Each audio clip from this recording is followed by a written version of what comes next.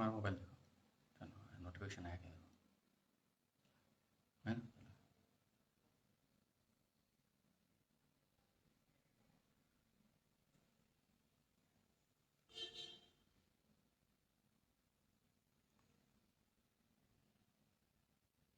अभी देख ले, इसमें आता है। जय हिंद साथियों, वंदे मातरम। भारत माता की जय। आप सभी को साधुवाद, आशीर्वाद। हम हिंदुस्तान के रहवासी हैं, हिंदू हैं, सनातनी हैं, सनातन के प्रेमी हैं। हिंदुत्व की बात करते हैं क्योंकि हिंदुत्व की बात करना धर्म है हमारा। हिंदुओं की बात करना धर्म है हमारा। सनातन की बात करना धर्म है हमारा। हमारे आदर्श देवी देवताओं की स्तुति करना, उनके यशोगाथाओं को गाना धर्म है हमारा। ये कोई इस्लामिक मुल्क नहीं है, ये पाकिस्तान नहीं है, ये कोई अफगानिस्तान नहीं है। यहां पर हमारे बच्चों को जो पढ़ाया जाता है, आज मैंने पहली बार देखा, देख करके बड़ी निराशा हुई मुझे कि भारत सरकार ये क्या बेवकूफाना हरकत कर रही है। हमारे बच्चों को क्या ये मुसलमान बनाना चाहते हैं? अगर तुम हिंदूवादी सरकार बोलते हैं स्वयं को, तो इस प्रकार ओछी हरकतें क्यों बालकों के साथ करते हैं? मैंने अभी अभी एक चैप्टर पढ़ा स्टैंडर्ड 8 का, मैं आपको प्रमाणित कर सामने दिखाना चाहूंगा और इस वीडियो को पहुंचाने का प्रयास करो, क्योंकि मेरे आईडी को तो लॉक कर दिया गया है। जो सनातन की बात करेगा उनके आईडी को रोक दिया जाएगा। इतना क्रोध आ रहा है ना कि ऐसा लगता है कि सरकार, बताइए, जब मुझे क्रोध आ रहा है तो क्या आपको क्रोध नहीं आएगा? देखना अभी मैं जो आपको दिखाना चाहता हूं। मेरे देश में भगवान श्री राम की बात करनी चाहिए, भगवान कृष्ण की बात करना चाहिए, भगवान की बात करना चाहिए, परमात्मा की बातें करना चाहिए। यहां पर खुदा ये शब्द क्यों? यहां पर मोहम्मद ये शब्द क्यों? यहां पर हमें गोपाल की बातें करनी है, हमें राम की बातें करनी है, हमें श्याम की बातें करनी है। लेकिन यहां क्या सिखाया जाता है उन बालकों को जो मिट्टी के मलिन है, जिनको जो आकार दोगे आप वही आकार में वो परिवर्तित हो गए, और फिर हम जैसे लोग कहते हैं कि आपकी बेटियां लव जिहाद में फंसती है और मर रही है। इसका दोष अब केवल और केवल सरकार के मत्थे ही होगा। इसका अपराध केंद्र सरकार का है, राज्य सरकारों का है, क्योंकि सरकार ही दोषी है लव जिहाद की। सरकार ही इसे फैला रही है, सरकार ही लव जिहाद, लैंड जिहाद करवा रही है। ये आप और हम लोग नहीं कर रहे। ये मुसलमान इसके लिए दोषी नहीं है, सरकार ही इसके लिए दोषी है।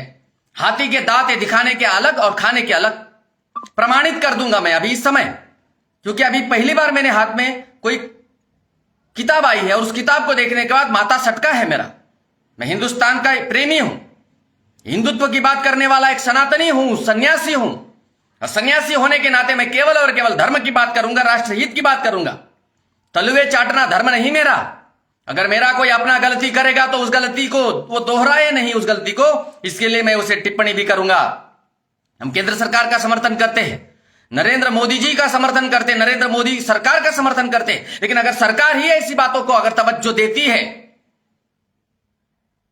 या फिर किनारा कर देती है आंखों देखने के बाद भी, तो इसके लिए वो अपराधी है, और अपराधियों की शिक्षा एक ही होती है, उनका निष्कासन। हम नहीं चाहेंगे कि निष्कासन हो किसी का, क्योंकि हिंदुत्व की बात करने वाले कहीं ना कहीं आंशिक मात्रा में इसे भाजपा की सरकार है।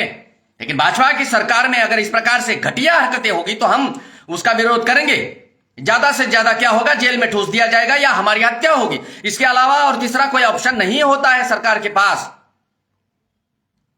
एक तरफ राहुल गांधी देश को तोड़ने की बातें करता है, बाहर जाता है देश के और देश को तोड़ने की बातें करता है, लेकिन फिर भी उसके ऊपर कोई देशद्रोह की धारा नहीं लगाई जाती है। और यहां पर अगर हम कोई बातें करती तो 153A 153, जब देश विभाजित हुआ था 1947 में धर्म के आधार से, हिंदुओं का हिंदुस्तान, मुसलमानों का पाकिस्तान, तो मुसलमानों को यहां पर तवज्जो किस लिए दी जा रही है इस हिंदुस्तान में? मदरसाओं का अनुदान और मंदिरों का दिया हुआ दान भीख लेकर के सरकार लेकर के जाती है, और उस पैसों से तुम हज यात्राएं कराते हो।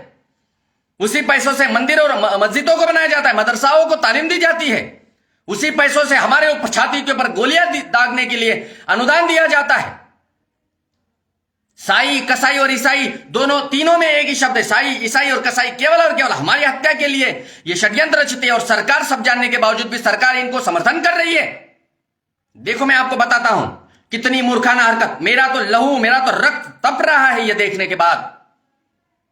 हिंदुत्व की सरकार, हिंदुओं की सरकार, हिंदुओं के साथ खड़ी रहने वाली सरकार, सन्यासियों की सरकार, संतत्व की सरकार, कोई संतत्व की सरकार नहीं है। सब घंटाबाजी है, केवल और केवल अपनी कुर्सियां तोड़ना चाहते हैं। केवल अपनी कुर्सियां मजबूत करना चाहते, लेकिन याद रखना तुम्हारी कुर्सियों पर यही इस्लामीकरण दीमक बनकर के खा जाएगी और तुम कब पटकनी खा जाओगे तुम्हें तक न पता चलेगा। लेकिन तुम्हारे वजह से हम जैसे लोग और हिंदुत्व की बात करने वाला हर हिंदू मर रहा है। तुम्हें यह लगता है कि हिंदू जितना मरेगा, जितना कटेगा, जितना पीड़ित हो जाएगा, उतना दुखी होकर तुम्हारे पास आएगा। तो यह तुम्हारी भ्रांति है। जब 70 वर्षों की सत्ता पाने वाली कांग्रेस को लात मारकर हिंदू पुनः तुम्हें बिठा सकता है, तो याद रखना कुछ परिवर्तन और भी हो सकता है। हमारे पास ऑप्शन नहीं, हम जानते हैं। भाजपा के अतिरिक्त तो कोई हिंदुत्व की बात नहीं करता। यह दुर्भाग्य इस हिंदुस्तान का वर्तमान का, चाहे आम आदमी पार्टी हो, कांग्रेस तो पहले से ही 70 वर्षों से इस्लामीकरण कर चुके इस हिंदुस्तान का। जहां देखो सड़कों पर मजारे, रेलवे स्टेशनों पर मजारे, बस स्टेशनों पर मजारे, स्कूलों के बाजू में मजारे, कॉलेजों के बाजू में मजारे, लड़कियों को बरगलाने के लिए नाना प्रकार के षड्यंत्र और प्रोपोगंडा रचा करके इन लोगों को, हिंदुओं की लड़की को लाओ, जैनियों की लड़की को लाओ, इतना पैसा देगी। इस प्रकार की ऐड आने के बावजूद भी तुम घंटा कुछ न कर पाते हो। काय की सरकार है हिंदुओं की? तुम डरते हो, डरपोक हो। तुम नुपुर शर्मा का समर्थन नहीं कर पाए, तुम टी राजा का समर्थन नहीं कर पाए, तुम आचार्य सूर्य सागर का समर्थन नहीं कर सकते हो। क्यों? क्योंकि हम कट्टरवादी सोच वाले व्यक्ति, कट्टर हिंदुत्ववादी सोच वाले व्यक्ति, कट्टर हिंदुस्तानी। इसलिए तुम्हें डर लगता है कि अगर ये बंदा तलवे चाटने वाले जमात में, तो हम है नहीं।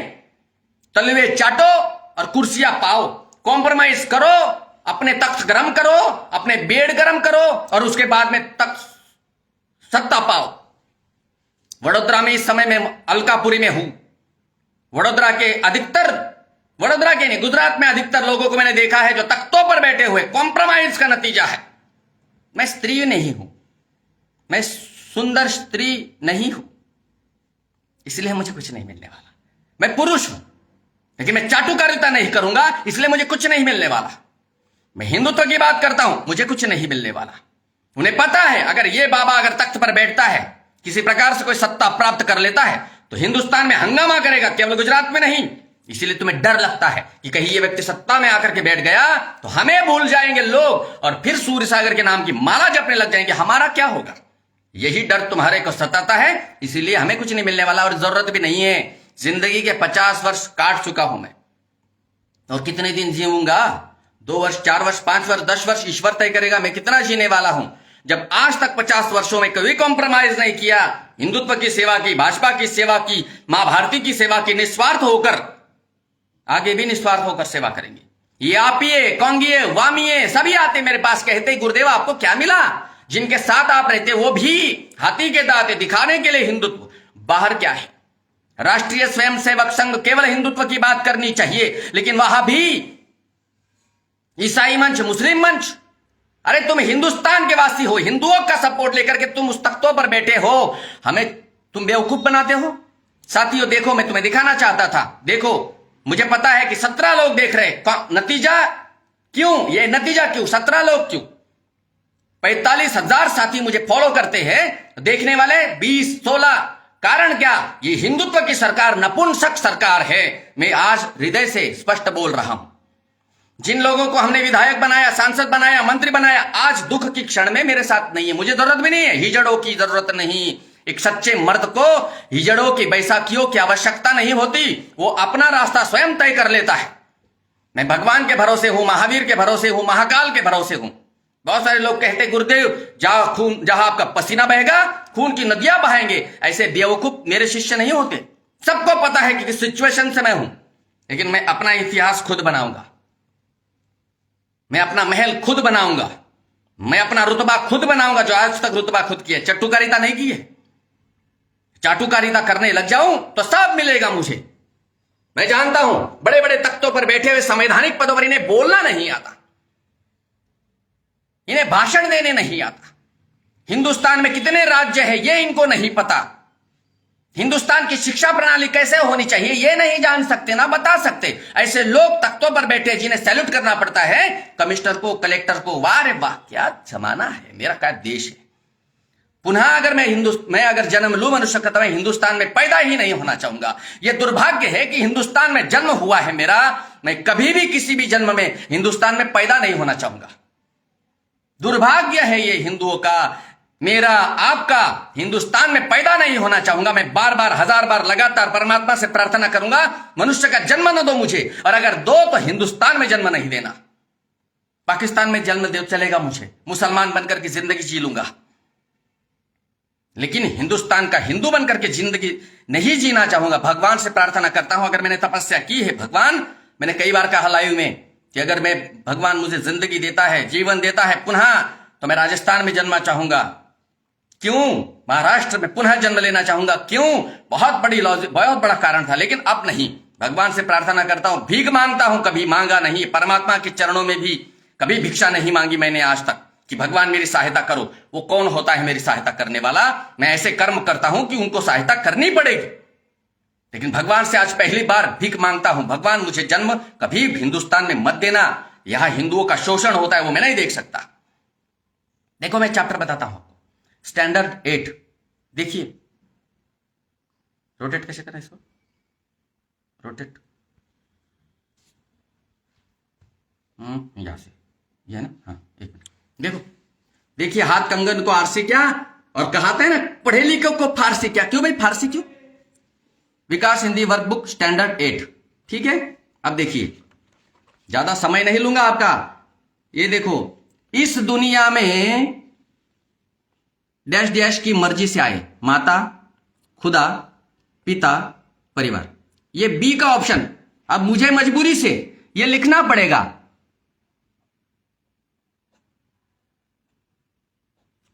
क्या लिखा मैंने? मेरी सबसे बड़ी मजबूरी। अगर ये न लिखता हूं तो आगे दिक्कत आएगी उन बालकों को जिनका, जो हमारे भारत का भविष्य है।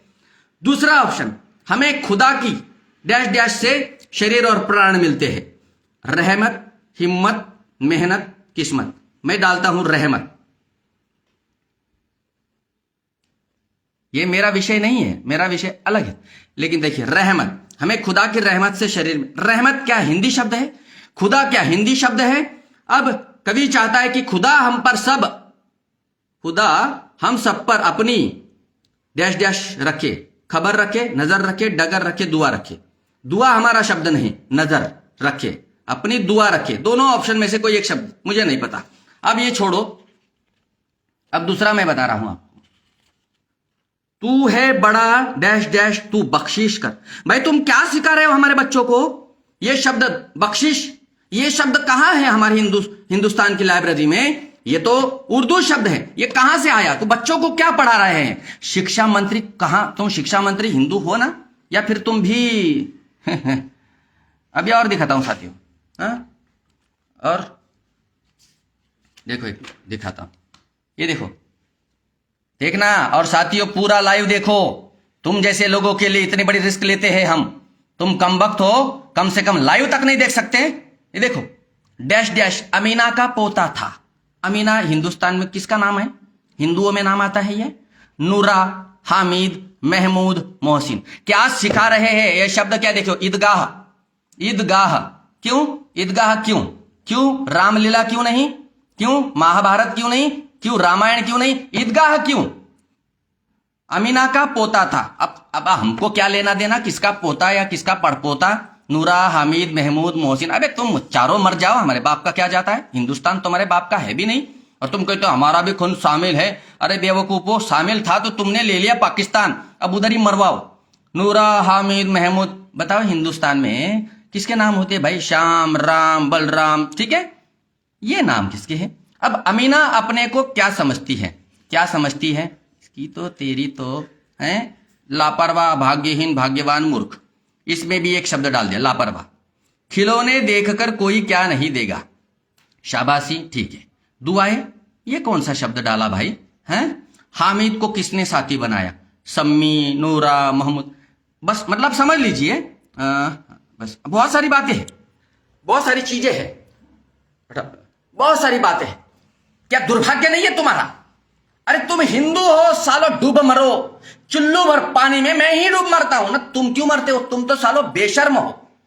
किस सरकार का साथ दे रहे हम? वो जो केवल और केवल इस्लामिक की बात करती, ईद के दिन छुट्टियां देगी। ये मादर जात। मैंने एक वीडियो बनाया था, एक बच्चा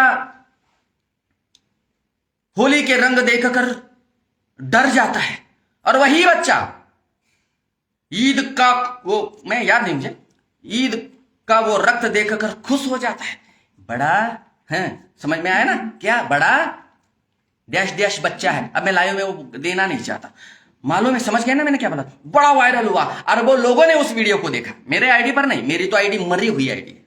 साला यहां पर संजीवनी बूटी सुंघानी पड़ेगी तब जाकर के मेरी आईडी की रिच बढ़ेगी। कि संजीवनी लाएगा कौन? संजीवनी लाएगा कौन? नहीं लाएगा। हमें बड़ी आशा रहती है कि इंस्टाग्राम हटेगा, फेसबुक हटेगा, ये डिब्बा व्हाट्सएप हटेगा और हमारा भारत का कोई एप्लीकेशन आएगा।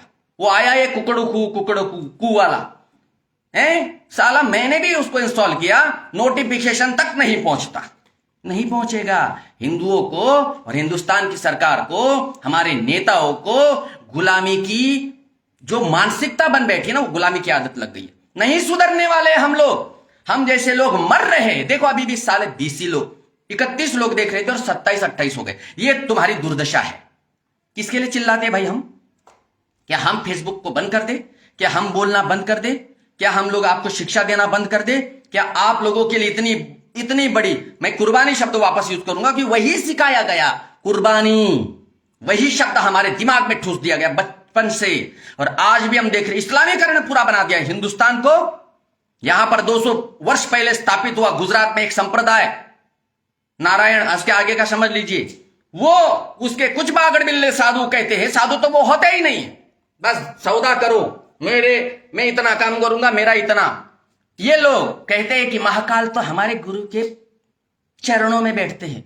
मालूम है ना, पिछली बार 1 साल पहले जो विवाद हुआ था, बाकी सब निठल्ले। कोई कितने साधु यहां है जिनके टकले के ऊपर हरामियों के पैसों की बारिश करते। अरे वो बेचारी नाचने वाली लड़कियां होती है जिनकी अपनी मजबूरी है अपना परिवार का पेट पालने के लिए, उन पर नोटे बरसाते तो वो बात अलग है, तुम भी नाचने वाले हिजड़े हो। ये ऐसे सन्यासी जब तक मेरे देश में हो, मेरे देश का उद्धार नहीं होगा। हम दिन भर चिल्लाते हैं, हर बार सोचते हैं खाली दिमाग में कि हिंदुस्तान के हित के लिए क्या क्या शब्द खोजे, कहां कहां से वीडियो बनाए। और यहां पर मुरारी बापू जैसे लोग अलीमोला करते हैं। वो चंद्रलेखा चित्रलेखा क्या मालूम कौन सी बेवकूफ व्यक्ति है, वो कहती अजान के समय रुक जाती है और कहती कि ना, सभी का सम्मान करना धर्म है हमारा। मुझे बताइए, आज तक हिंदुस्तान के किसी मस्जिद में रामायण का पाठ हुआ क्या? नहीं हुआ, नहीं होगा। गुरुदेव 40 ग्रुप में शेयर कर चुकी, तब यह हाल है। मणिकर्णिका जी यही हाल है, 40 नहीं 4000 शेयर करो, कुछ फायदा नहीं होने वाला। फायदा अब एक ही है, हमें चुपचाप बैठना पड़ेगा। आईडी को अनइंस्टॉल कर दूंगा अब लाइव के बाद, कुछ मतलब नहीं है। किसके लिए आवाज उठाए, किसके लिए बोले? जिस सरकार को पता नहीं क्या 25 वर्ष भाजपा के लिए हमने दिए हैं और आगे भी देंगे। किसी प्रकार की अपेक्षा आज तक नहीं की थी, इसलिए नहीं क्योंकि अच्छे लोग ऊपर बैठे हैं, लेकिन नीचे के लोग कान खजूर की तरह कान में घुस करके दूसरे कान से निकाल करके इंसान को गूंगा बना रहे। तो इसीलिए एक अपेक्षा हो रही कि मेरे जैसे व्यक्ति को अब पॉलिटिक्स में ज्वाइन होना चाहिए। पिछले बार केवल मैंने एक शब्द कहा था कि हां मैं अब राजनीति का हिस्सा होने वाला हूं, तो मेरा अल्टीमेटम निकल गया कि कोरोना पॉजिटिव बताकर इसका चित्र समाप्त कर दो, क्योंकि बाबा औरतबाज नहीं, बाबा पैसे खाता नहीं और पैसे की मुझे कोई पड़ी नहीं। फिर तीसरा ऑप्शन इन्होंने निकाला, अरे तुम तो दिगंबर साधु हो, तुम कैसे चुनाव लड़ोगे? संवैधानिक अधिकार है मेरा राशन कार्ड है, मेरा पान कार्ड है, मेरा वोटिंग कार्ड है और हिंदुस्तान का मैं पहला सन्यासी हूं, मेरे पास ये तीनों है। तो भाई जब मुझे भारत सरकार ने वोटिंग कार्ड दिया है तो अधिकार है मुझे वोट पाने का भी, अर्थात मैं चुनाव लड़ सकता हूं। जब मुझे वोट इस हालत में दिया है तो मैं इस हालत में भी लड़ सकता हूं, लेकिन मैं नहीं। मैंने कहा कि हां मैं परिवर्तित होने के लिए तैयार हूं, अगर देश की सेवा करनी है मुझे तो एक वस्त्र ही तो डालना है, तैयार हूं मैं। अब खलबली मच गई सबके मन में कि अरे ये तो कॉम्प्रोमाइज करने के लिए तैयार हो गया, कॉम्प्रोमाइज देश के लिए। लेकिन बहुत बुरा लग रहा है सबको कि अरे यार ये आ गया। तो इतना मैं दावे से बोलता हूं, जिस किसी भी स्टेट में अगर मैं अपक्ष भी लड़ गया, निर्दलीय भी लड़ गया, जीत करके तो मैं आ ही जाऊंगा। पर मुझे भाजपा का साथ देना है हमेशा, क्योंकि जो एक बाप की औलाद होती है, बाप बिगड़ा हुआ हो, बाप बेदखल कर दे संपत्ति से, फिर भी वो बाप का साथ न छोड़े, वो होती है ओरिजिनल औलाद। और मैं वही हूं। भाजपा से मुझे किसी प्रकार की अपेक्षा ना पहले थी, ना आज है, ना कभी वर्तमान में होगी, भविष्य में। बस मैं एक ही अपेक्षा करता हूं, ये जो लोग कॉम्प्रोमाइज लेकर के सत्ता पर बैठे, नहीं हटाओ, ये दीमक की तरह देश को बर्बाद कर रहे हैं। गुजरात में आज वर्तमान में जितने विधायक हैं, गुजरात छोड़ दीजिए, पूरे भारत में जितने विधायक हैं, चाहे वो भाजपा हो कांग्रेस हो, अधिकतर देखो आप सब करोड़पति लोग हैं। क्यों भाई? करोड़पतियों को टिकट क्यों देते हो तुम? किसी रिक्शा वाले को क्यों नहीं देते हो टिकट? किसी साधारण व्यक्ति को क्यों नहीं देते हो टिकट? अर्थात तुम अमीर को अमीर और गरीब को गरीब बनाना चाहते हो।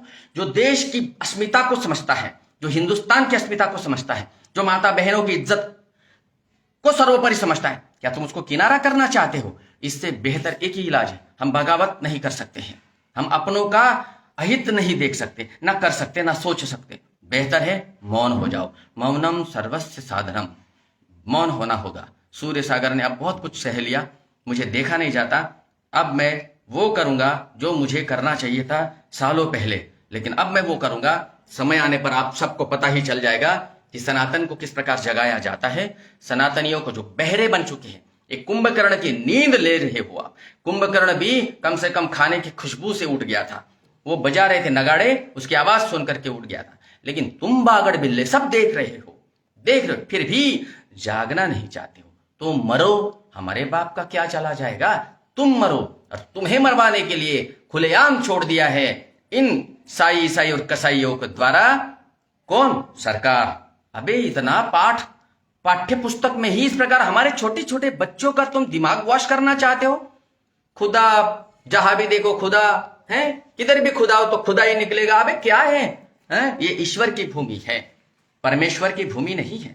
परम ईश्वर, लेकिन परमेश्वर को इन ईसाइयों ने बरगला करके, परमेश्वर जो तुम्हारा खुद लटक गया, जो अपनी रक्षा न कर पाया, वो हमारी रक्षा करेगा। चावल के 2 किलो आटे में बेचने वाले हिंदू, तुम्हारा कुछ नहीं हो सकता।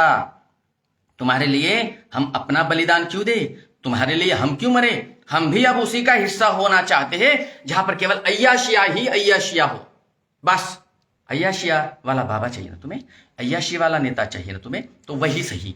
तुम्हें लूटने वाला बाबा चाहिए ना, वही सही। तुम मंदिरों में पास में आते हो मेरे, मैं फ्री में तुम्हारे काम करता हूं, लेकिन तुम्हें वो चंद नहीं चाहिए ना। ठीक है, तुम्हारी इच्छा कि अब हम पूरी करेंगे, लेकिन कॉम्प्रोमाइज तो फिर भी नहीं करेंगे।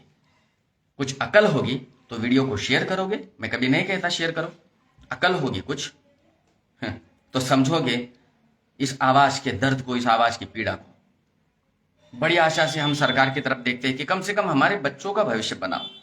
ये भविष्य बनाओ कि तुम हमारे बच्चों को टोपी पहनाना चाहते हो, हमारे बच्चों का मजाक बनाना चाहते हो, उन्हें नमाज पढ़ाना चाहते हो। बजरंग दल, भारत का एकमात्र ऐसा दल बजरंग दल, अगर वो न होता तो तुम्हारी बहन बेटियों की इज्जत सड़क पर सरेआम नीलाम होती। इसलिए मैं बजरंग दल की हमेशा प्रशंसा करता हूं। बजरंग दल को तुमने गुंडा बना दिया है, गोरक्षकों को तुम गुंडा बोलते हो, लेकिन जो वास्तविकता में सेवा करते उन लोगों को किनारा कर, जो लोग लूटमारी कर रहे उन्हें तुम अपना ईश्वर बनाते हो। मरो, श्राप नहीं दे सकता। मेरे पास में वो कमंडल नहीं है जो महर्षि दुर्वासा के पास था, मेरे पास में वो कमंडल नहीं है जो परशुराम के पास था, मेरे पास में वो कमंडल नहीं है जो गुरु वशिष्ठ के पास था, मेरे पास में वो कमंडल नहीं है जो महर्षि सांदीपनी के पास था। मैं तो एक साधारण सा तपस्वी हूं, भारत माता का एक सेवक हूं, गुलाम हूं। हम कटप्पा बनना चाहते हैं, चक्रवर्ती सम्राट बाहुबली नहीं बनना चाहते। हम चाहते हैं कि चाणक्य बनकर के चंद्रगुप्तों का निर्माण करें। हम चाहते हैं कि दादाजी कोणदेव बनकर शिवाजी का निर्माण करें। शायद सपना ही रह जाएगा, ऐसे ही मर जाएंगे हम। वंदे मातरम।